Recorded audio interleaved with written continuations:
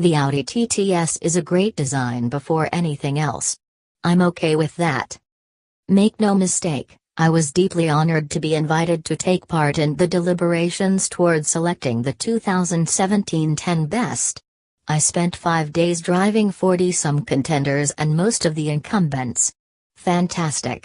But there were moments when I couldn't help but feel as though I had been plopped down in Dr. Alterman's camp for mildly wayward boys.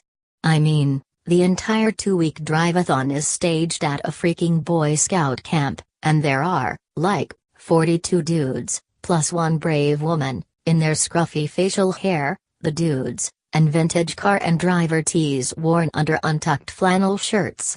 Nearly every conversation deals with the minutiae of a highly specialized subsector of American culture, and it seemed as though we had all been magically transported to some kind of Neverland, the original one, not Michael Jackson's, where no one has to grow up, where the cars are always brand new, and where the washed dairy donuts are always fresh and warm.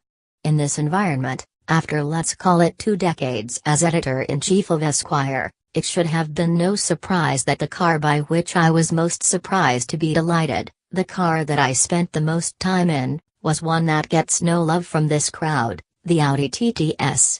To be fair, the TT has always seemed, even to me, a bit unmanly. Its original iteration was too cute. A little underpowered. Kinda small. And those traits kept me away for a long time. But nearly 20 years since its debut, the new TT is a badass. The moment all 4 wheels hit the pavement, I was shocked by its acceleration and then maybe more impressed by how much the car had left in it at the point when I was starting to get scared. But I'm no car reviewer. All I know is that my best drive of the week was chasing the hallowed 718 Boxster in the screaming yellow TTS, and the Porsche never got away from me. The reason the TT gets no official love is because, well, fashion. The mass of American men lead lives of instinctively recoiling from conspicuous displays of design, especially design that calls attention to itself. It's pretentious. It's ostentatious. Even though we live in a century in which design has become necessary to teach us how to make use of the technological advances of the past 20 years, we are still suspicious of products that call attention to how well designed they are.